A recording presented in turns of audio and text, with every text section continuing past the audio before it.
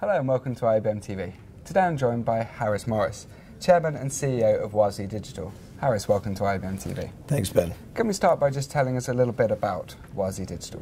Certainly. Wazee was born in the licensing business, and so it has a pretty deep heritage of helping people monetize high-value content. But what we do now, and the core source of our growth, is not only that licensing business, but also selling essentially a platform for managing assets in the cloud. It's a workflow-driven solution that essentially lets people take the highest quality video and content and then make it available and ready for any kind of consumer solution around the world. How are you helping customers as they transition to digital? Well, you know, the challenges of pervasive competition in the media space, right? So many people making great content means that media companies have to be better than ever at not only making content, but actually knowing their end consumer and their audience in a way that they never have before.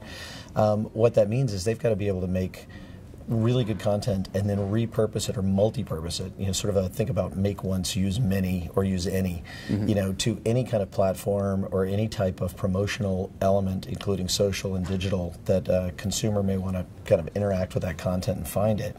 And ideally, they want to then bring that consumer back to whatever their core brand is, whether that's a show or a huge sporting event or a network or something like that. So what we try to do with the system is make it really easy for folks to create that high quality content. We capture it in the highest native resolution that you can, that it's ever been made in, and then help them make it simple to cascade that across any format globally that they need to use to reach consumers. So is simplicity the most important thing to your clients? It's incredibly high on the list. I think simplicity is there. Control is one as well. I think permissioning and security are really important as well, because their organizations are intrinsically complex, and people are trying to solve this complexity that's grown up as digital formats and platforms have grown and proliferated. But solving that complexity is challenging, and so simplicity is huge, but also just making sure the right folks have the right access to do the things they need to do in a workflow-driven way. Yeah. Can you tell us about your core solution? Yeah, and that's the name of the platform. So we used to call it the platform business. We decided that was a little too ubiquitous. And core really does try to get across, it's at the center of everything we do. And we think it's at the center of everything that media companies do as well. It is, as we believe, the only SaaS native or cloud native solution. There's so many people who are trying to take what was traditional hardware IP or software IP and port it to the cloud. But that's really challenging. If the architecture wasn't meant to be there, you know, if it wasn't meant to be abstracted from compute or from storage or those kind of things, it's very hard to take those things there. We're quite fortunate that the folks who created this years ago conceived of it from the very beginning as a cloud solution.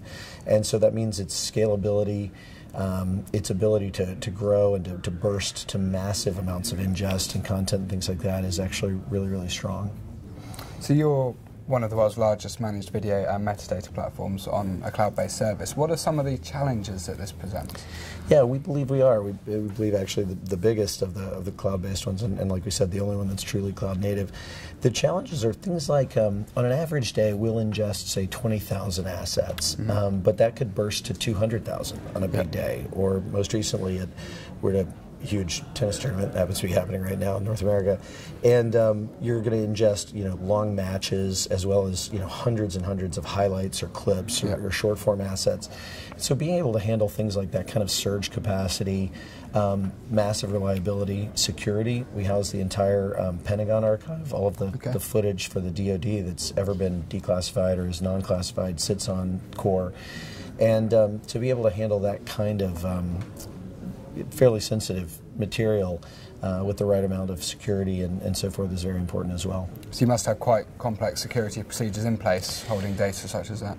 Well, you try. You know, there's anyone who says they've cracked security is nothing's 100%, fibbing to themselves and anyone else, right? It's an incredibly complex and an ongoing solution, but I think you work very hard with the best customers to think about, you know, what it is you want to do with their assets and how you protect them. And then obviously you have partners like AWS and others that really help do that in a very, very robust way. Yeah. You touched earlier on how you have to have the content that goes to all different platforms, and as consumers' ways of consuming content has changed, they want it when they want it, how they want it, where they want it. Sure. What additional challenges does that create? Well, we all talk about ubiquity and this idea of anything, anytime, anywhere, but it's incredibly hard to achieve, right? And so that that challenge of even knowing where the consumer is going to be from and when I say where, I mean metaphorically, like from a platform sense. What moment are they going to want to interact with content, and are they going to see a promotion or a short form clip that's going to then tell them about a show or a sporting event, or are they going to see the whole thing? That's a huge challenge for media companies. And so one of the things that we try to enable is experimentation and learning, because historically media companies have not always known everything about their customer. They've often been abstracted from that customer by either a set-top box or even an over-the-air transmission system, where they're not getting a great deal of data about you and I, and the folks who have the data may not be sharing it or analyzing it back with the rights holder who actually made the show. And so the question now becomes, goodness, who's going to want my stuff, when, and in what format? And so one of the things we try to enable is not only for them to sort of nail that need when they are clear about it, but also to test and understand that need as they're trying to learn, hey, this guy Ben, when does he want to see a promo that's going to bring him back to one of my signature shows or something like that, and does he want to find it on Facebook or some other platform? So those are the kind of things we try to enable so that they can learn and then start to make that a part of their DNA as they learn. Okay, so what's the future for Wazee Digital? It's fun. It's a great question. We have been really fortunate to attract just a world-class team, which is awesome. Denver is a great place to build a software team, wonderful talent. And we've got a lot of folks who are very both media seasoned and software seasoned.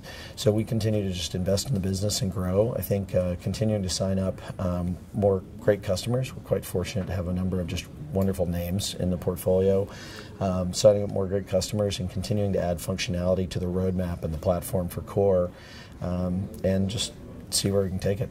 How far, how fast. Sounds exciting. Thank you for joining us. Thanks, Ben. So lots of exciting things ahead for Wazee Digital. You can find out more at wazeedigital.com.